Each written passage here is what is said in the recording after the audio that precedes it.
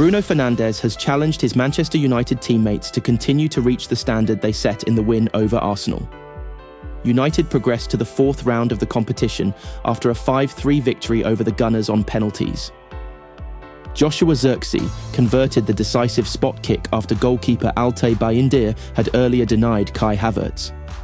The contest had finished 1-1 after 120 minutes, with Gabriel cancelling out Fernandes' opener with 63 minutes played.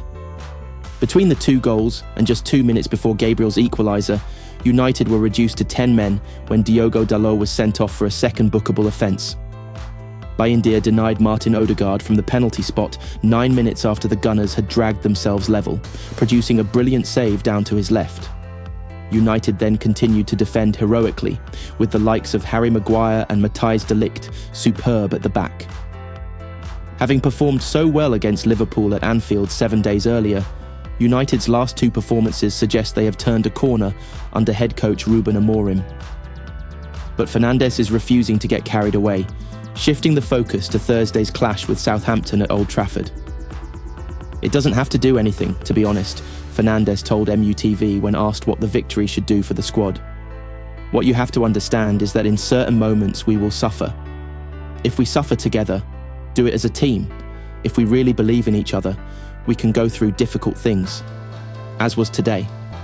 But now the difficult part for us is that we have to understand that we have to do this week in, week out." Fernandes revealed what Amorim told his players after the win over Arsenal, adding now, as the manager just said, "It's not week in, week out. In just 3 days, we have to do it again. We are going to play Southampton, who are last in the league. Everyone is really tired, but you cannot find excuses or whatever.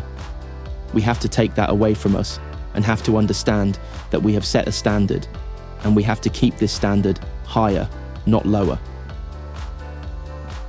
AC Milan are preparing to offload a forward in order to make room in their squad for Marcus Rashford. Manchester United are desperate to find a new home for Rashford in the January transfer window after he was frozen out by Ruben Amorim. Rashford has admitted that he is ready for a new challenge and has been searching for possible exit routes this month. Milan has emerged as the most likely option after the 27-year-old rejected the idea of moving to Saudi Arabia or Turkey at this stage in his career. However, a move has been made difficult by the money involved, with Rashford on £325,000 per week at United until June 2028. The Italian giants want to take him on an initial loan deal until the end of the season, but are unwilling to even pay half of his wages, with their top earner, Alvaro Morata, only on £150,000.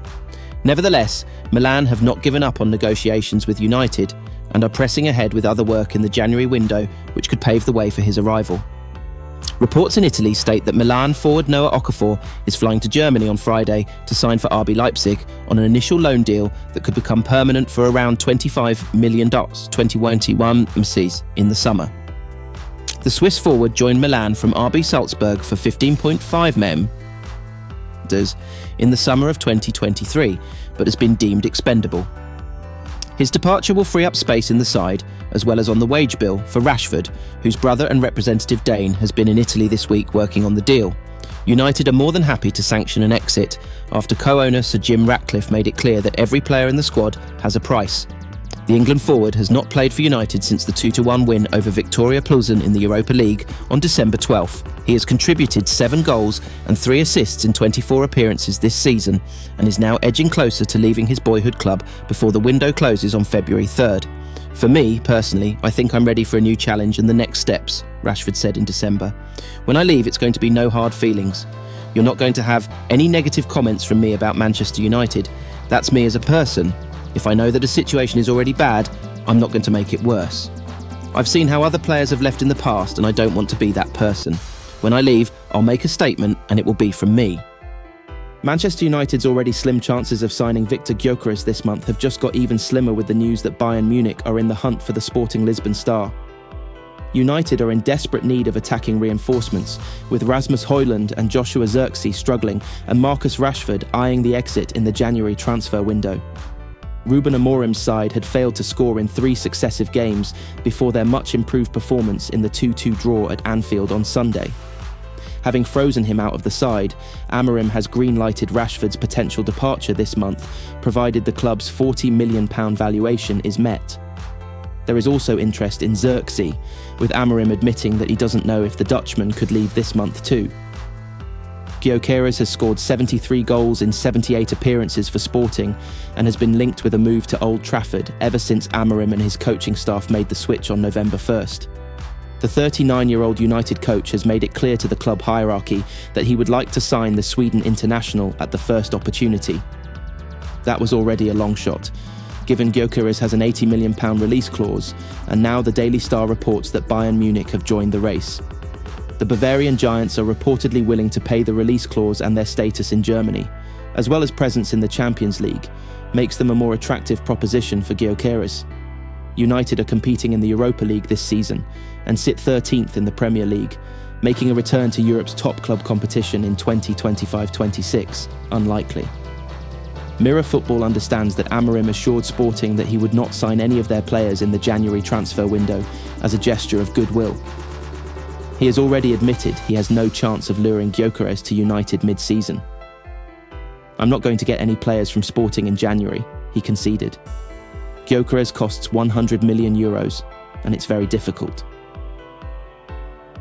In a press conference while still at Sporting, Amorim added, "This is my city, this is my country, so I'll respect it.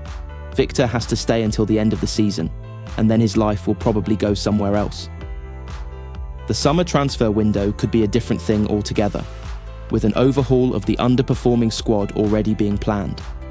Amorim knows he will have to operate with a limited transfer budget, with Sir Jim Ratcliffe and the Ineos hierarchy tightening the belt. Erik Ten Hag was furnished with £600 million of transfers over his 2.5-year reign as manager, but his successor has been told to expect much more modest financial backing.